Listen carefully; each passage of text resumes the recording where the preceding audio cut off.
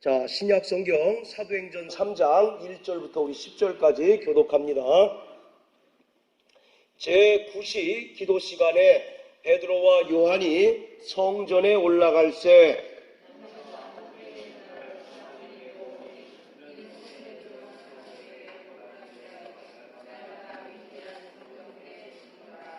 그가 베드로와 요한이 성전에 들어가려 함을 보고 구걸하거늘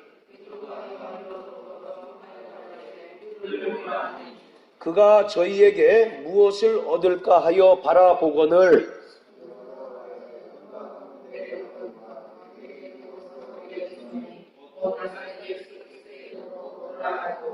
오른손을 잡아 일으키니 발과 발목이 곧 힘을 얻고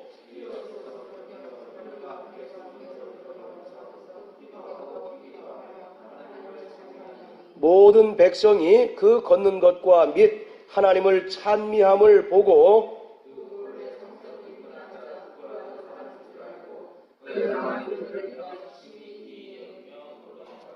아멘. 하나님은 정직하신 분이십니다. 그는 입으로 하신 모든 말씀을 반드시 이루시는 분이심을 우리가 성경을 통해서 깨닫고 아는 바인 것입니다. 하나님은 전능하시지만 하지 못하는 것이 계시니 바로 입으로 내신 말씀을 시건치 아니하시고 입으로 행하신 말씀을 실행치 않으심이 없는 것이 하나님이 전능하신 분이시지만 하실 수 없는 한 가지인 것입니다. 그래서 구약의 허다한 증인들의 입을 통하여 예언하시고 약속하신 그 약속을 하나님의 아들 예수 그리스도를 통해서 이 땅에서 다 성취해 주셨습니다. 그리고 또 오늘 저와 여러분들이 받은 그 구원의 약속에 대하여 바로 성령을 보내주셔서 우리로 하여금 하나님의 자녀인 것을 증거해 주시고 우리가 바로 하나님의 그 약속을 따라서 구원받은 하나님의 자녀인 것을 성령을 통해서 입증하시고 바로 증거해 주셨습니다. 그래서 우리가 하나님의 말씀을 의심 없이 믿고 순종할 수 있는 것은 하나님은 시건치 아니하시고 거짓말하지 않으시는 분을 아니하시는 분이심을 우리가 성령을 통해서 깨닫고 알았기 때문인 것입니다.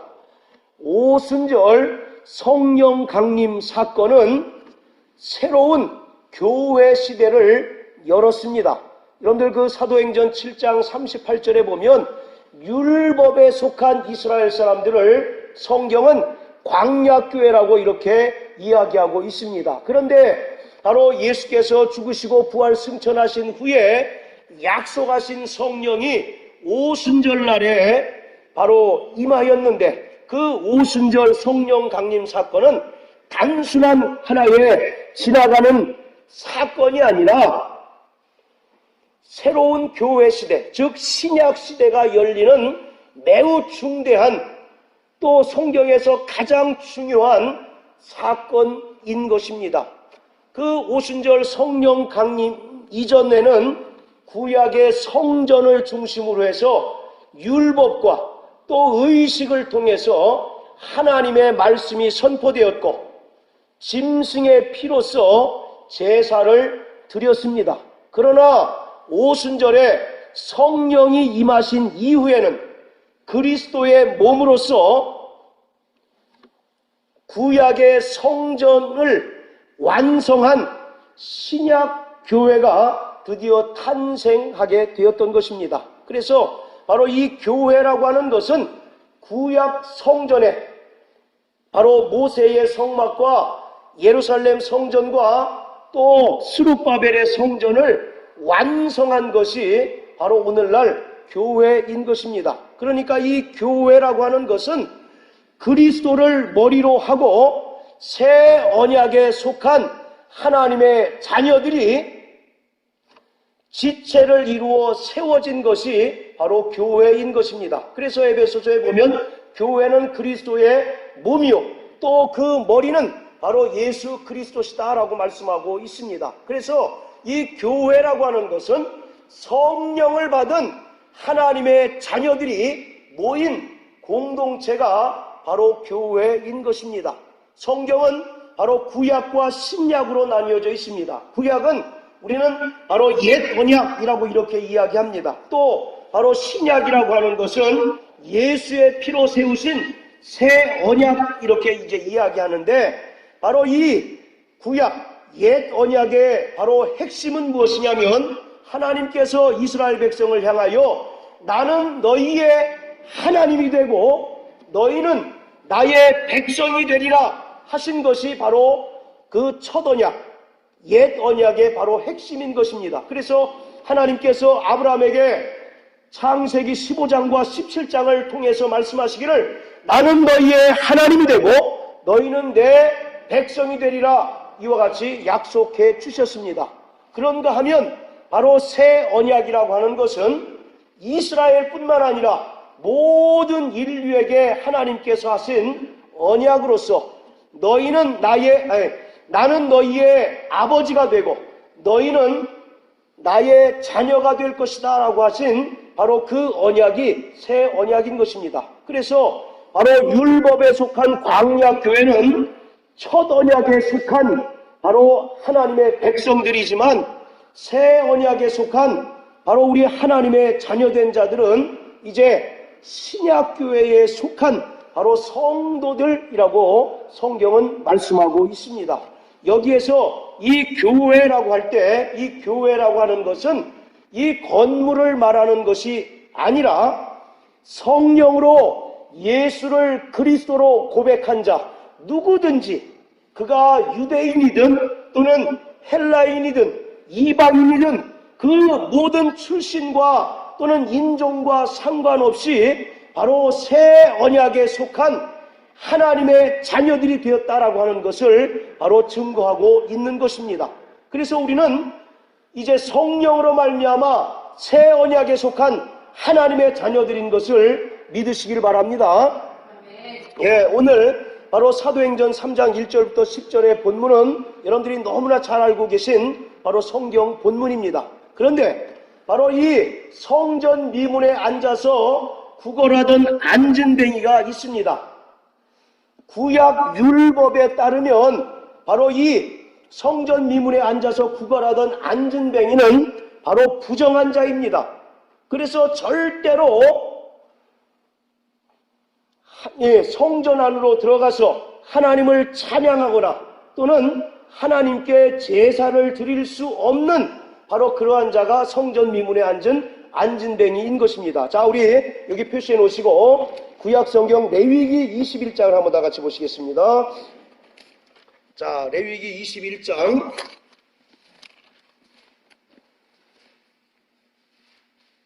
자 16절부터 24절까지인데, 자, 우리 16절부터 17절까지만 두 절만 읽습니다. 16, 17절. 자, 시작.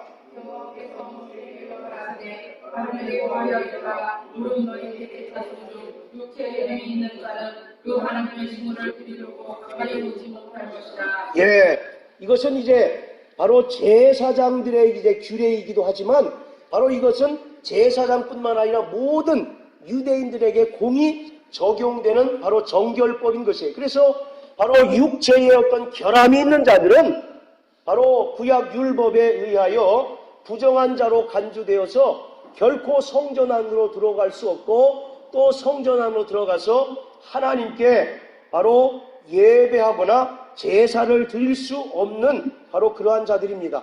그럼에도 불구하고 오늘 바로 이 안진뱅이가 나사렛 예수 이름으로 바로 죄사함을 받아 구원함을 얻고, 또 바로 그 육체가 온전하게 되어서 성전에 들어가서 걸으며 뛰며 하나님을 찬미하고 또 하나님께 영광 돌리는 바로 그런 내용이 오늘 본문의 내용인 것입니다. 또 여러분들 잘 아시는 것처럼 그 육체에 결함이 있는 자들이 그 육체가 깨끗하게 됐을 때 구약은 어떤 절차를 밟아야 됩니까? 바로 그 부정한 자로 간주되었던 자가 그 어떤 정결하게 되었을 때 그는 반드시 먼저 제사장에게 찾아가서 제사장에게 자기의 몸을 보이고 또 제사장으로부터 깨끗하게 됨을 입었다라고 이와 같이 확인을 받은 이후에 제사장의 허락을 받아서 성전에 이렇게 들어가도록 되어 있어요. 그런데 바로 이 안진뱅이는 어떻습니까? 읽힘을 받은 안진뱅이는 제사장에게 자기 몸을 보이지도 않고 또 누구의 제지도 받지 않고 이제 떳떳하게 성전에 들어가서 하나님을 찬양하고 또 이제 영광을 돌립니다. 구약시대에 따르면 이렇게 어떤 육체적인 장애를 가진 자들은 종교적으로 바로 소외된 자들로 이제 간주됩니다. 그래서 이 사람들은 성전 제사를 통한 하나님 나라의 구원과 또 속죄에 절대적으로 참여할 수 없는 자들이에요.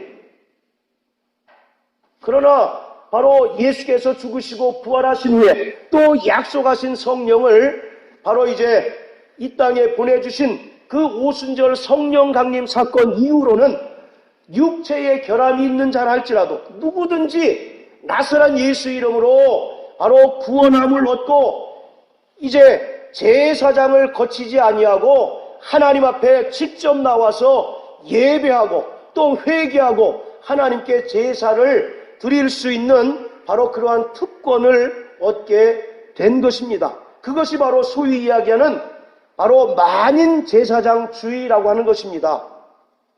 과거 구약시대에는 물론 바로 몸이 온전한 사람도 그렇거니와 또 더더군다나 몸이 부정한 자들은 반드시 제사장을 통해서 바로 제사장에게 허락을 받은 다음에 성전에 들어가도록 되어 있습니다. 그러나 오늘날 이제 바로 성령 강림 사건 이후에 모든 신약교회 성도들은 누구를 중보자로 삼고 하나님께 나아갈 수 있는 것이 아니라 바로 우리 영혼에 모신 예수의 이름으로 담대히 하나님 앞에 나아가고 하나님 앞에 회개를 할 수 있고 또 하나님 앞에 직접 나아가 바로 제사할 수 있는 거예요. 그것이 바로 이제 루터가 바로 이제 주장한 만인 제사장주의라고 하는 겁니다. 그래서 베드로전서 2장 5절과 또 9절에 너희는 택하신 족속이요 왕같은 제사장이다라고 이와 같이 말씀한 것처럼 오늘 누구든지 예수의 이름을 모시고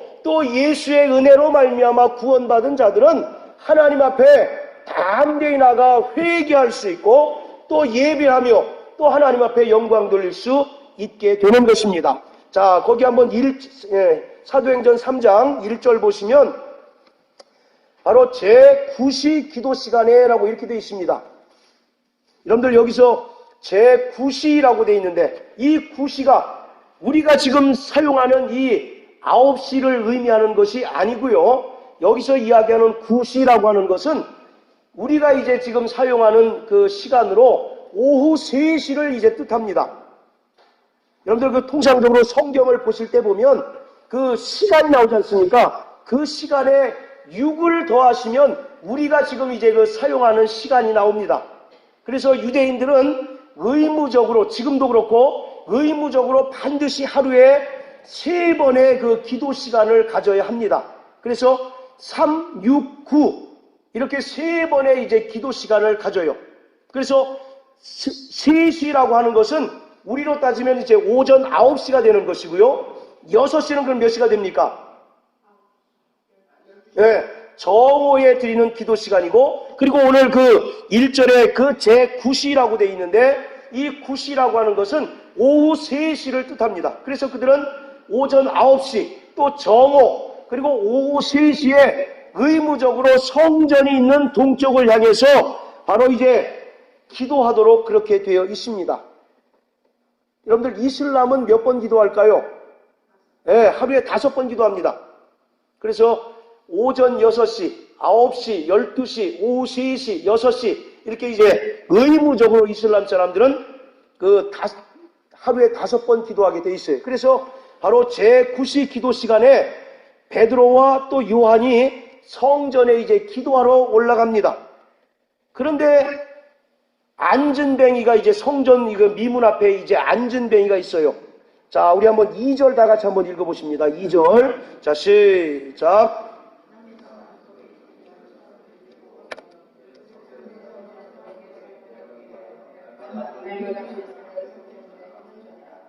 예, 여기서 성전 미문이라고 있는데 이 미자가 아름다운 미자를 씁니다. 그래서 그 성전에 여러 개의 문들이 있는데 그 중에 가장 아름다운 문이 바로 성전 미문이에요.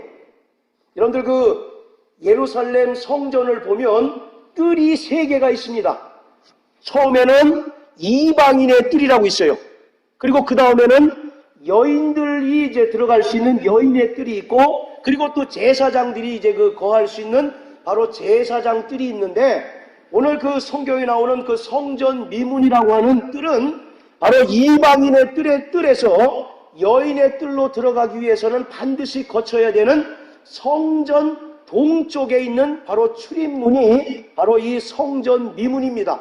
그런데 그 문이 얼마나 아름다우냐면 금과 은과 청동으로 장식해서 아름답기 이를 데 없는 바로 그러한 문이 바로 이 성전 미문이랍니다.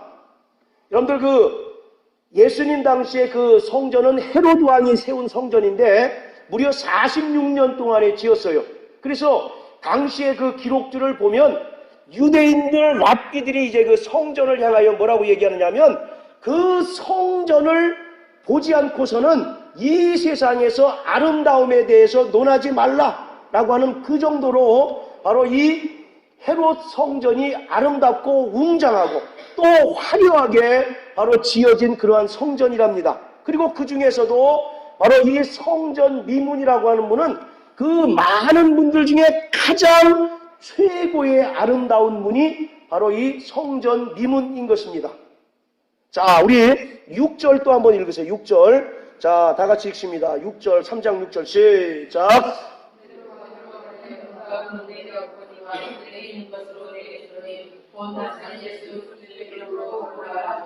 예, 바로 이 3장에 나오는 안진뱅이가 일어난 그 사건을 누가는 뭐라고 얘기하느냐면 바로 표적이다라고 이렇게 얘기합니다. 자, 우리 4장 16절 한번 보세요.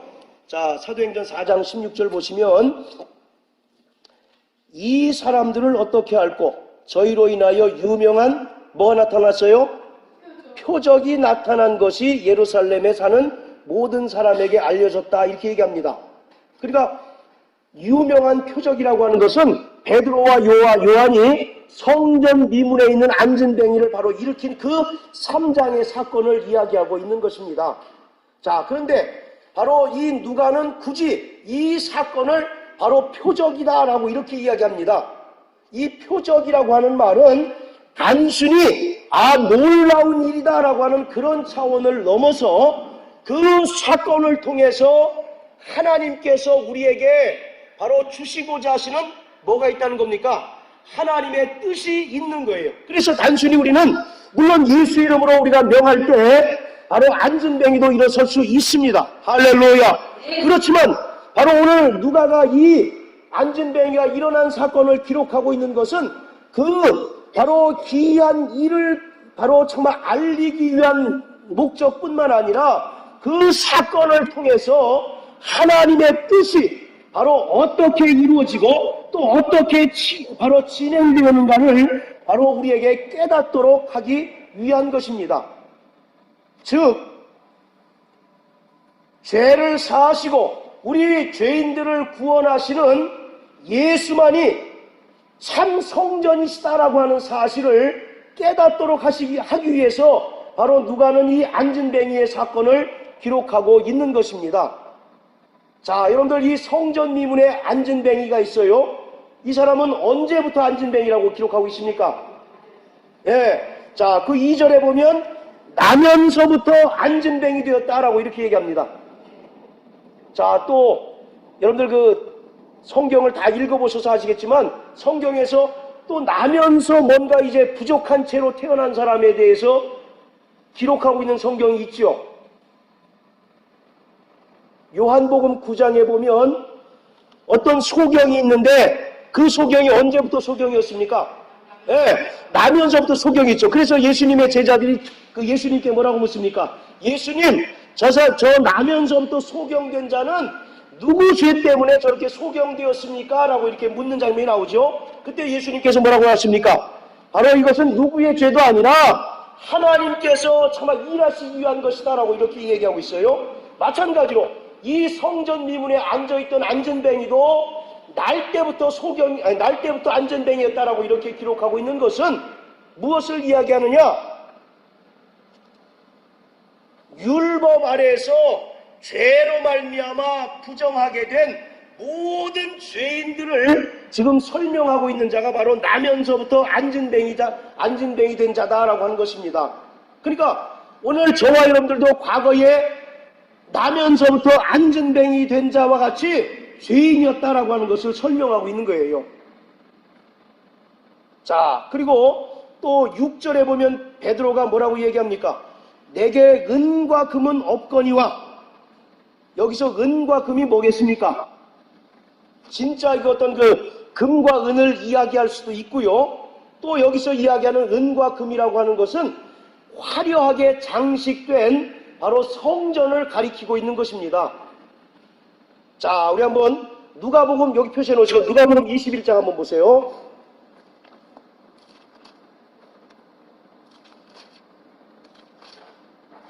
자, 누가복음 21장 5절.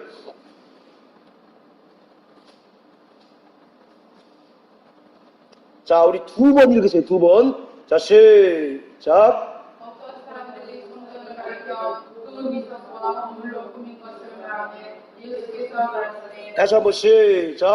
어떤 사람들이 성전을 가리켜 그 미소와 건물을 꾸민 것을 말하되 예수께서 말씀에 예, 성전이 어떻게 꾸며졌다고 그랬습니까? 미석과 헌물로 꾸며졌다. 그러니까 그 당시 아까 말씀드린 것처럼 이 예루살렘 성전이 굉장히 웅장하고 화려하게 지어졌다라고 말씀하고 있어요. 이 헤롯 성전은 무려 46년 동안에 지어진 겁니다. 여러분들 크리스천 선교센터가 굉장히 멋지게 지어졌지 않습니까? 몇 년 만에 지어졌습니까? 2년 더 되고 한 5년 정도 됐어요. 자, 그리고 솔로몬의 예루살렘 성전이 몇 년 동안 이제 그 건축한 겁니까, 그게? 아니요, 예루살렘 솔로몬이 지은 성전. 지금 여기서 얘기하는 성전은 헤롯이 지은 성전이고, 솔로몬이 지은 예루살렘 성전은 7년 동안에 지은 성전이에요. 그 성전도 아름답습니까? 아름답지 않습니까? 아름다웠죠. 그래서 남방 여왕이 와서 솔로몬에게 지혜를 얻으려고 이제 그 막 자문을 구하는 내용이 나오지 않습니까? 그런데 무려 바로 이 헤롯 성전은 46년 동안에 지었어요. 그래서 요한복음 2장에 보면 예수님께서 이 성전을 헐라 내가 사흘 동안에 지으리라 이렇게 얘기하니까 사람들이 뭐라고 얘기합니까? 아니 저 성전은 46년 동안에 지었는데 어떻게 당신이 그걸 3일 동안에 지을 수 있다고 합니까? 라고 이렇게 묻지 않습니까? 그러니까 무려 이 성전은 46년 동안에 지었으니까 당시에 바로 모든 건축물 중에 가장 최고로 웅장하고 아름다운 바로 그러한 건축물이 바로 이 성전인 것입니다. 그래서 누가복음 21장에 이 미석과 헌물로 바로 성전이 지어졌다라고 이렇게 얘기하고 있어요. 자, 다시 사도행전 3장으로 돌아가서요. 자, 그래서 내게 은과 금은 없거니와 라고 이와 같이 베드로가 얘기했을 때 바로 이 은과 금이라고 하는 것은 당시에 쓰였던 돈을 이제 이야기할 수도 있지만 더 바로 우리가 깊은 의미를 찾아가면 화려하게 은과 금으로 화려하게 장식하고 있는 바로 이 헤롯 성전을 지금 가리키고 있는 것입니다. 자, 우리 6절 한번 꼼꼼하게 다시 한번 읽어보세요. 자, 6절 다시 한번 3장 6절. 자, 시작. 베드로가 그러되 누가 곧 내게 없거니와 내게 있는 것으로 내게 주니 곧 나사렛 예수 그리스도의 이름으로 거룩하고. 자, 그 6절에 보면 은과 금이 뭐와 이제 은과 금을 뭐와 비교하고 있습니까 지금? 그렇죠. 바로 여러분들 성전이 어떤 곳입니까? 하나님의 이름을 모셔둔 곳이 바로 성전 아니겠습니까? 그래서 여기서 베드로가 은과 금은 내게 없거니와라고 하는 말은 단순히 우리가 쓰는 어떤 돈이 내게 없다라고 하는 그런 차원의 이야기가 아니라 바로 저 화려하고 은과 금과 또 이제 갖가지 금은 보석으로 화려하게 지은 저 성전이 정작 안진뱅이에게는 필요 있다는 얘기예요, 없다는 얘기예요? 필요 없다는 얘기입니다. 왜냐하면 아까도 말씀드린 것처럼 구약의 율법에 의하면 이 육체적으로 결함이 있는 사람들은 성전에 들어갈 수 있어요, 없어요? 들어갈 수 없고 그곳에서 제사를 드릴 수 없고 그렇기 때문에 바로 하나님께 속죄함을 받을 수 없는 것이에요.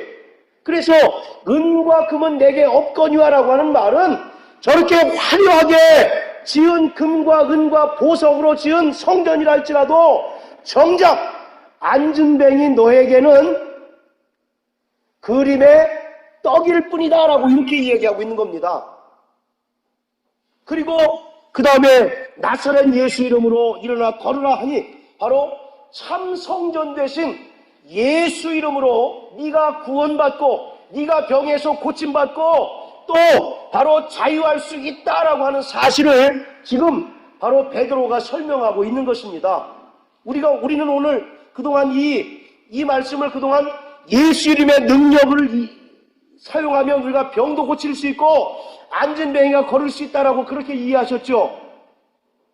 물론 당연히 그 옳은 믿음입니다. 그러나 누가가 바로 이 안진뱅이가 일어난 사건을 기록하고 있는 것은 그것보다 더 깊은 차원에서 하나님의 뜻이 바로 어떻게 진행되는가를 바로 우리에게 깨닫고 알게 하는 차원에서 바로 이 안진뱅이가 일어난 사건을 기록하고 있는 거예요. 그러니까 바로 두 성전을 비교하고 있는 겁니다. 하나는 어떤 성전이에요? 구약의 헤롯 성전, 그리고 또 하나는 참 성전 대신 예수를 비교하면서 구약의 바로 율법 안에 속한 성전이 하지 못하는 일을 참 성전 대신 예수가 하심으로써 예수는 바로 성전의 완성자요 또 구약의 율법을 성취하는 이로 오셨다라고 하는 사실을 바로 우리에게 설명하고 있는 것입니다. 자, 그런 거 같습니까? 안 같습니까? 헷갈리죠? 그러니까 우리가 그동안 성경을 어떤 단편적으로 이제 본 그런 결과이기도 합니다. 우리는 성경을 어떤 관점에서 봐야 된다고 말씀을 드렸습니까? 네, 바로 하나님의 관점에서 하나님이 왜 이것을 누가에 의하여 기록하게 하셨을까? 그것도 바로 성전 미문에서 또 구태여 온전한 사람하고 이야기해도 별로 참 크게 어떤 내용이 이제 희석되지 않을 텐데 굳이 성전 미문에 있는 안진뱅이를 향하여 은과 금은 내게 없거니와 내게 있는 나사렛 예수 이름으로 명하니 걸어라 일어나 걸으라 할 때 그가 걸었는가? 이것은 구약의 율법 또 바로 율법 안에 속한 성전에서는 우리가 온전한 죄사함을 받을 수 없다라고 하는 것을 상징적으로 설명하고 있는 겁니다. 할렐루야. 그런데 바로 나사렛 예수 이름, 사람들이 다 실어버린 바 되고 사람들이 다 멸시하는 그 나사렛 예수 이름으로 비로소 우리가 구원함을 얻고 또 병에서 노임을 받을 수 있고 우리 영혼이 진리 안에서 자유함을 누릴 수 있다라고 하는 사실을 지금 누가가 설명하고 있는 겁니다. 왜냐하면 오직 예수만이 바로 완전한 성전이요 참 성전이기 때문에 그렇습니다. 여러분들 성전에는 두 가지 기능이 있습니다. 자, 첫 번째 기능은 뭐예요? 첫 번째 기능, 짐승을 드리는 이유가 뭡니까? 짐승의 피를 뿌리는 이유가 뭐였어요? 그렇죠, 죄사함 받기 위한 거죠. 그런데 구약에 아무리 많은 짐승을 드리고 짐승의 피를 뿌렸다 할지라도 양심상 온전케 할 수 있었습니까? 없었습니까? 없었던 거죠. 그래서 은과 금은 내게 필요치 않다라고 이와 같이 베드로가 이야기하고 있는 겁니다. 그래서 참 성전 되신 예수가 이 땅에 오셔서 사람으로 오셔서 그 피를 뿌리심으로 우리가 죄사함을 받고 그 피의 공로로 비로소 구원함을 얻게 됐다라고 이와 같이 성경은 말씀하고 있습니다. 자, 그리고 또 성전의 또 하나 두 번째 기능이 뭐였습니까? 처음에는 이 속죄하는 기능이 있어요. 그리고 또 하나는 그곳에서 하나님을 어떻게 합니까? 만나죠.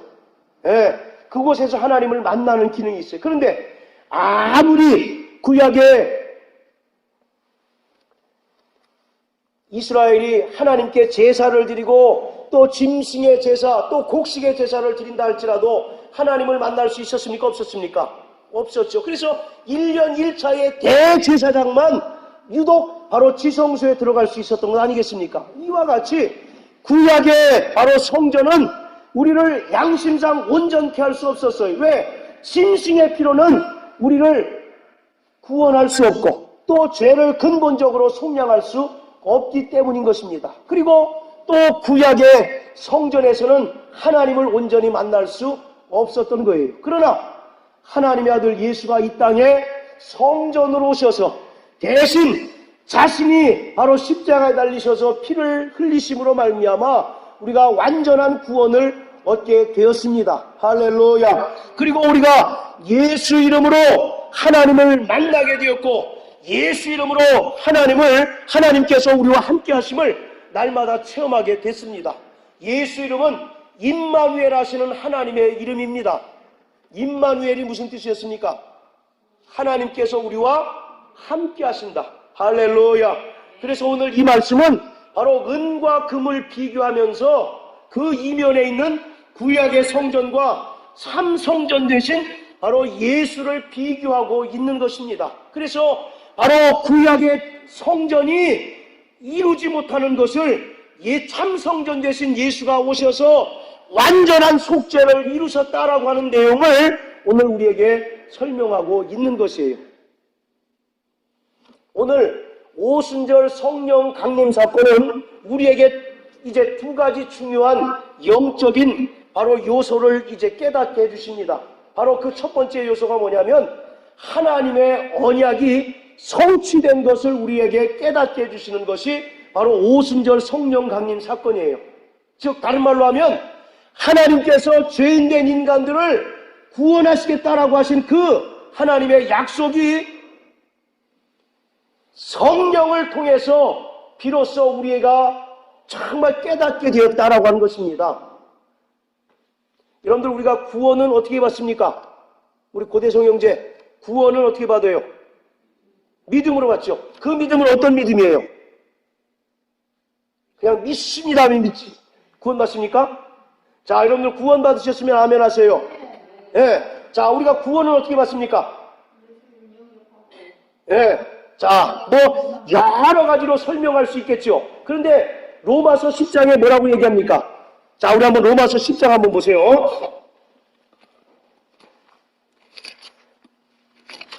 교회를 오래 다녀도 구원에 대해서 설명하는 것이 천차만별이에요.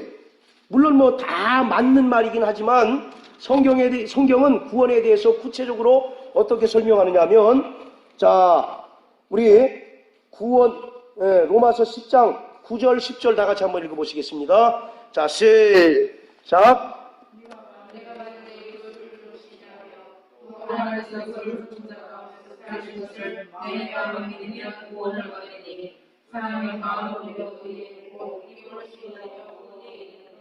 자, 구원은 어떻게 받는다고요? 마음으로 믿고 입으로 시인하면 구원받죠. 근데 마음으로 뭘 믿는 겁니까? 예, 9절의 내용이죠. 예수를 주로 시인하며 또 하나님께서 그를 죽은 자 가운데서 살리신 것을 내 마음에 믿으면 구원받는다는 얘기죠. 즉 우리는 바로 구원에는 두 가지가 충족되어야 돼요. 첫째, 예수님께서 나를 위하여 죽으셨다. 근데 죽은 것으로 끝납니까? 아니죠. 네, 바로 죽은 자 가운데서 그가 부활하셨다라고 하는 것. 그래서 바로 예수의 죽음뿐만 아니라 부활을 통해서 우리의 구원이 완성된 것이에요. 자, 따라하세요. 예수는 나를 위하여 죽으셨다. 자, 이것으로 정말 우리의 구원이 끝나는 것이 아니라 생각해 보십시오. 예수님이 나를 위하여 죽은 것으로 끝난다면 그가 의인입니까? 죄인입니까? 왜 죄인이에요? 그렇죠. 바로 죄가 있는 사람은 당연히 죽는 거잖아요. 그런데 예수께서도 바로 여느 사람과 똑같이 죽기만 하셨다면 그는 바로 똑같은 불의한 자들 중에 죄인 중에 한 명이었을 거라고요. 그러나 성경은 분명히 말하기를 그는 죄가 없는 분이시기에 하나님께서 죽은 자 가운데서 살리셨다라고 이렇게 얘기하고 있어요. 바로 이와 같이 오늘 예수께서 죽으시고 또 부활하심으로써 우리의 구원이 완성된 것입니다. 자, 그런데 우리는 예수님께서 나를 위하여 죽으시고 부활하신 것을 어떻게 알 수 있습니까? 그거 어떻게 믿어요? 성경에 기록되어 있기 때문에 믿습니까? 그렇다면 불신자들은 왜 못 믿습니까? 그렇죠. 성령께서 나를 감동해 주실 때 비로소 그 믿음이 생기는 거예요. 여러분들 우리가 전도할 때마다 그 사람들이 정말 예수 믿으면 얼마나 좋겠습니까? 그러나 그 사람들에게는 뭐가 없습니까? 성령의 감동하심이 없기 때문에 예수님께서 나를 위하여 죽으셨고 또 부활하신 것을 마음으로 믿지 못하기 때문에 여전히 그들은 구원받지 못하는 거라고요. 바로 이와 같이 바로 오순절 성령이 우리에게 임하심으로 말미암아 하나님께서 죄인 되었을 때 우리를 구원하시고 우리를 정말 자녀 삼으시겠다라고 하는 그 언약이 성취된 것을 우리가 비로소 성령을 통해서 깨닫게 하셨던 것입니다. 할렐루야. 그래서 로마서 8장 16절에 성령이 친히 우리 영으로 더불어 우리가 하나님의 자녀인 것을 증거하신다라고 말씀하잖아요. 또 고린도전서 12장 3절에 보면 성령으로 하지 않고서는 예수를 주라 시인할 수 없다라고 말씀하고 있어요. 오늘 이와 같이 오순절 성령이 우리에게도 임하셔서 우리 영혼을 감동하심으로 말미암아 하나님께서 정말 죄인들을 불쌍히 여기셔서 죄인들을 위하여 예수를 보내시고 그가 죄인들을 위하여 죽으시고 또 죽은 자 가운데서 바로 3일 만에 부활하셨다라고 하는 사실을 우리에게 성령을 통해서 깨닫게 하셨던 것입니다. 그래서 이 오순절 바로 성령 강림 사건은 하나님의 언약이 바로 우리를 구원하시고자 하시는 하나님의 언약, 약속이 바로 성취된 가장 중요한 바로 그러한 사건인 것입니다. 지금도 여전히 예를 들어서 성령이 임하지 않으셨으면 구원받은 사람이 있을까요? 없을까요? 구원받은 사람이 있을까요? 없을까요? 성령으로 하지 않고서는 예수를 내 구주로 영접할 수 없다고 말씀하고 계신데 성령이 임하지 않으면 이 땅에 아마 구원받을 사람은 아무도 없을 겁니다. 여전히 구약 때처럼 양을 잡고 여전히 바로 소를 잡아야 할 것이라고요. 그러나 예수가 나를 위하여 죽으셨고 또 죽은 자 가운데서 3일 만에 부활하신 사건을 성령이 내게 임하시고 또 성령께서 나를 감동하셔서 비로소 믿게 하시고 깨닫게 하심으로 우리가 구원 얻은 하나님의 자녀가 된 것입니다. 할렐루야. 네. 그리고 바로 오순절 성령 강림 사건의 또 두 번째 큰 영적인 의미는 뭐냐면 본질이 바뀌었다는 겁니다. 뭐가 바뀌었다고요? 본질이 바뀌었어요. 어떤 본질이 바뀌었을까요? 구약에서 신약으로 본질이 바뀌었다는 것입니다. 구약은 율법 아니겠습니까? 율법에서 뭘로 바뀌었어요? 진리로 바뀐 것을 우리에게 깨닫게 해주시는 것입니다.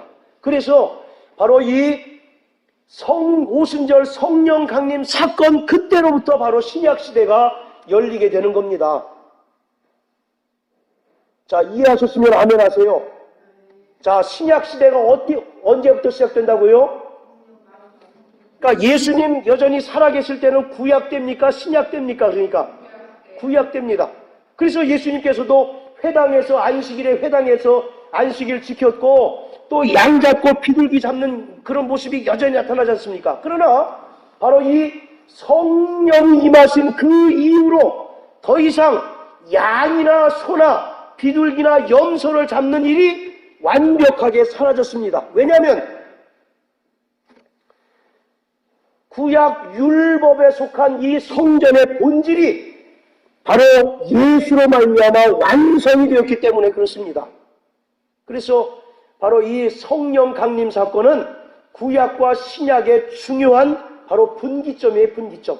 그래서 더 이상 우리가 율법 안에 있지 아니하고 진리 안에 속하여 진리로 자유한 자 된 것은 바로 성령이 우리에게 임하셨기 때문인 것입니다. 자, 그리고 또 우리 개인적으로 우리의 본질도 바뀌었죠. 자, 우리가 본질상 과거에는 무슨 자식이었습니까? 진노의 자식, 즉 죄인이었어요. 그러나 성령이 우리에게 임하심으로 말미암아 우리가 이제 어떤 존재로 바뀌었습니까? 하나님의 자녀죠. 그것을 성경은 거듭났다라고 이렇게 얘기합니다. 거듭남. 요한복음 3장에 물과 성령으로 거듭나지 않고서는 결단코 하나님 나라에 들어갈 수 없다라고 이렇게 얘기하고 있는데, 자, 한번 생각해 보세요. 여러분들 성령으로 거듭나셨으면 아멘 하세요. 거듭나는 게 뭡니까? 우리가 엄마 뱃속에 들어가서 새로 태어나는 겁니까? 아니잖아요.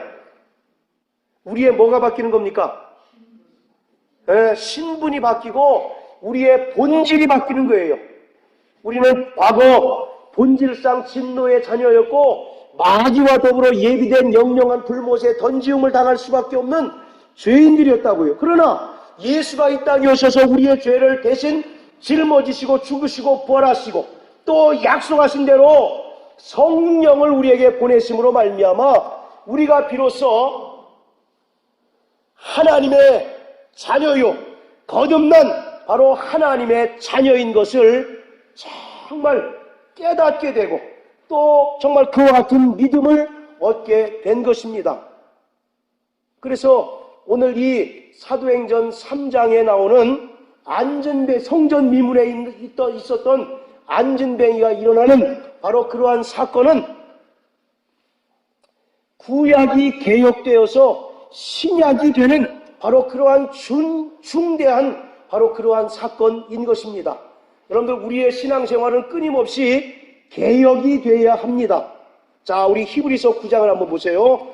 자, 히브리서 9장.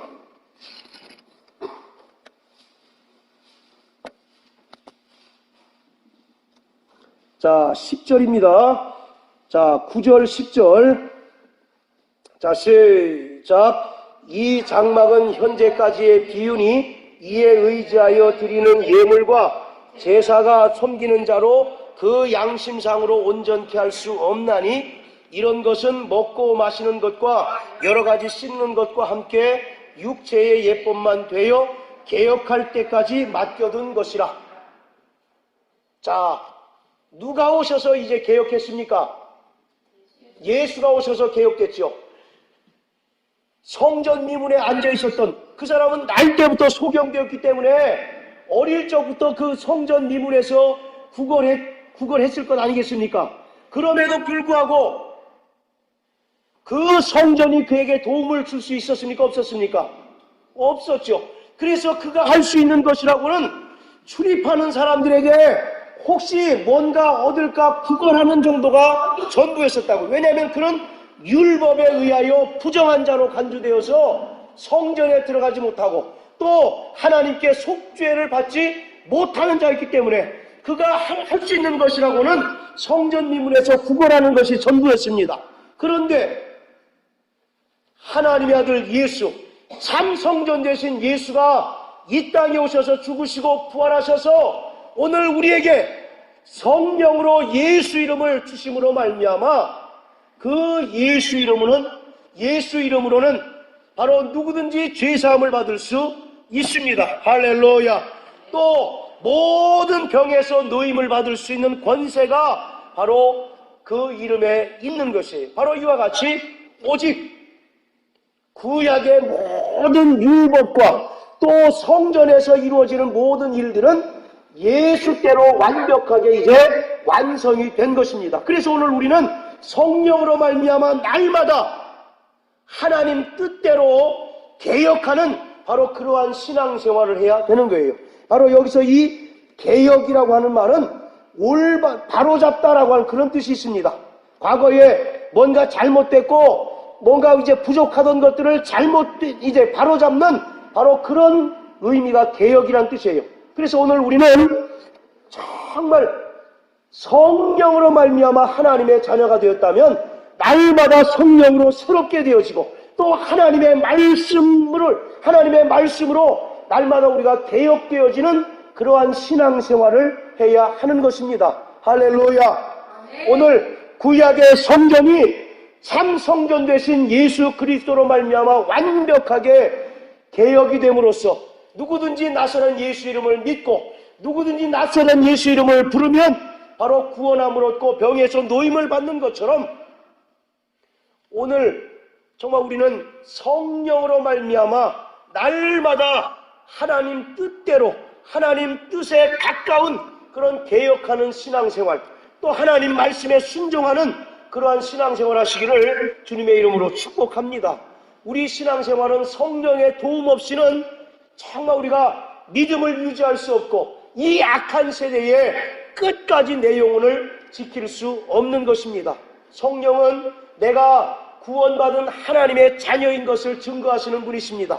또 성령은 날마다 하나님 뜻대로 우리를 정말 살도록 도우시는 하나님의 영이 성령이십니다. 그러므로 나서는 예수 이름으로 구원받은 하나님의 성도들은 이제 성령으로 말미암아 하나님의 뜻